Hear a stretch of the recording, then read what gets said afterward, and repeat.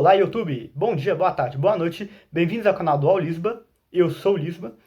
E você está procurando um anime para assistir com a sua família? Seja pais, irmãos, primos, filhos, ou então até outras pessoas. Você está com um conjunto de amigos ou crianças e você está procurando algum anime para você assistir junto com elas, que divirta todas as partes? Hoje eu vou recomendar 3 animes para você assistir com a família. Mas antes de falar quais são, se você quer saber quais requisitos eu estou utilizando para falar que esses animes são bons para serem assistidos junto com outras pessoas, eu estou considerando as seguintes coisas. Primeiro, a disponibilidade de serem assistidos por pessoas que acompanham pouco ou não acompanham animes em geral. Vou dar preferência para animes que tenham dublagem e que não precisam de um entendimento prévio de como funciona o anime para você entender a mecânica deles. Como eu também sei que boa parte de vocês não gostaria de assistir um anime com a família que contém muito fanservice, ou seja, fica apresentando muitos personagens pelados ou seduzindo eles, etc. Eu também vou evitar animes que contenham isso, ou pelo menos que contenham isso em excesso. E todos os animes que eu vou colocar aqui vão ter temas leves, que podem ser assistidos por pessoas de qualquer categoria de idade, e que apresentam um tom mais leve, cômico e divertido, para vocês também poderem rir à vontade. E os 3 animes que eu vou citar hoje também são de gêneros diferentes, assim você pode assistir de várias formas. Vai ter um de ação, vai ter um de comédia romântica e vai ter um de esportes, beleza? Então vamos lá, o primeiro anime que eu vou citar hoje é One Punch Man. One Punch Man é um anime que praticamente dispensa apresentações. Ele é um anime de ação e comédia, que conta a história de Saitama, que é um cara muito poderoso e basicamente consegue derrotar qualquer inimigo num soco, e vive numa sociedade de super-heróis, onde ele busca um desafio à altura para acabar com o tédio dele e conseguir se sustentar ao mesmo tempo. Esse é um anime muito bom e muito engraçado. Talvez pela descrição, caso você não conheça esse anime, você tenha interpretado que pelo fato do Saitama derrotar praticamente tudo com um soco, que não teria graça de assistir isso, que foi inclusive o que eu comentei no meu vídeo falando sobre 3 animes que eu dropei. Mas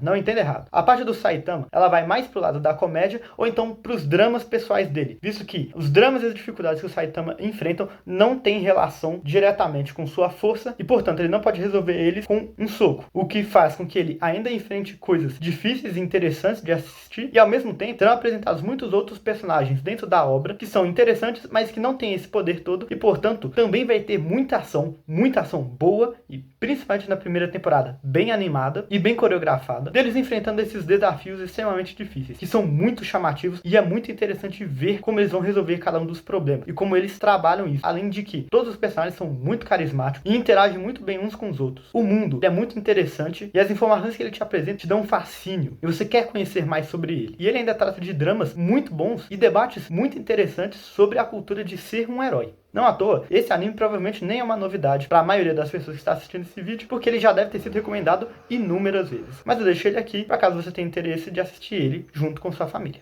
E o segundo anime que eu vou falar hoje é um anime de comédia romântica. Estou falando de Kaguya-sama, Love is War. Esse é um anime que se passa numa escola onde 2 personagens, que são os 2 protagonistas dessa história, a Kaguya e o presidente do conselho estudantil, Shirogami, estão apaixonados um pelo outro, mas eles se recusam a admitir. Então, eles, sendo muito inteligentes, começam a preparar várias estratégias para tentar fazer um ou outro admitir que ama eles sem perceber, para dar esse primeiro passo. E o anime é muito engraçado. Ele vai introduzir ainda mais personagens além desses 2, e eles interagem muito bem. Cada personagem tem um relacionamento próprio um com o outro, que torna muito interessante as interações entre eles, e as situações que eles se colocam são ótimas, são engraçadas, são criativas e são inteligentes. Eles de fato fazem coisas muito bem pensadas durante esse anime e que colocam todos os personagens em saias justas, e você fica interessado para ver o que vai acontecer e se no final das contas algum deles vai de fato admitir seu amor um pro outro. Afinal de contas, esse anime ainda é um romance e ele progride, então se torna interessante para ver como ele irá progredir e quando que as coisas vão de fato acontecer, que são muito boas. Não só os 2 protagonistas, mas eventualmente vários outros personagens da trama vão passar por essa temática de se declarar por aquele que ama. Isso vai desencadear uma série de eventos que só tornam as coisas cada vez mais complexas e só dá abertura para mais interações engraçadas. Além de que, nesse anime, não só comédia, mas existem alguns momentos mais sérios de drama que de fato prendem a sua atenção. Ele tem histórias muito interessantes e o passado dos personagens é apresentado várias vezes. Então, esse é um anime que eu simplesmente não tenho como não recomendar. Kaguya-sama é um ótimo anime para se assistir com sua família.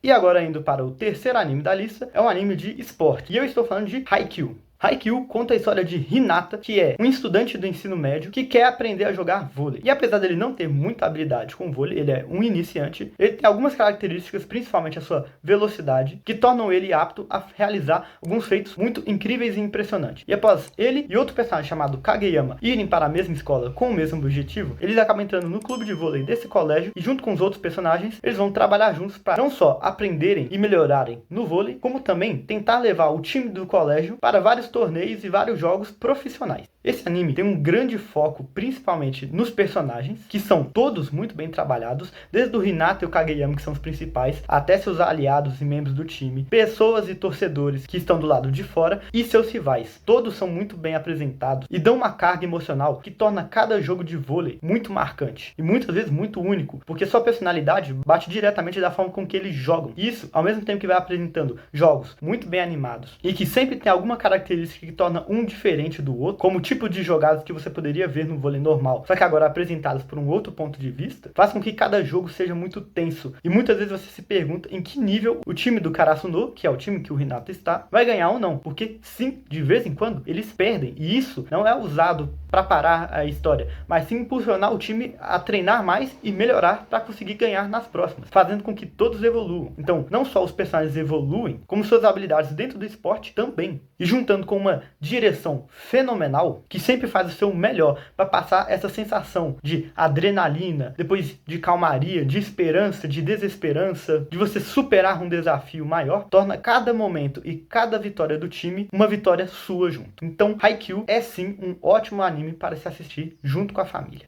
Existem, obviamente, outros animes muito bons para se assistir com a família. Não dá para eu falar todos num vídeo só. E existem também alguns que eu não recomendei por causa do seu tamanho. Por exemplo, One Piece. One Piece eu diria que se a sua família tem paciência, seria ótimo vocês assistirem juntos. Mas não tem como negar que One Piece é muito grande. E já criou várias histórias. Não à toa, ele tem mais de 1000 episódios. E isso que ele ainda é dividido dentro de si mesmo entre pré-time skip e pós-time skip. Que, caso você não saiba o que é, e esteja curioso para saber quais são as características, eu vou deixar aqui um vídeo que você pode clicar e ir direto para ele, para saber essencialmente o que torna um diferente do outro e quais são os pontos positivos e negativos de cada. Mas por hoje é isso, pessoal. Obrigado a todos e espero vê-los no próximo vídeo.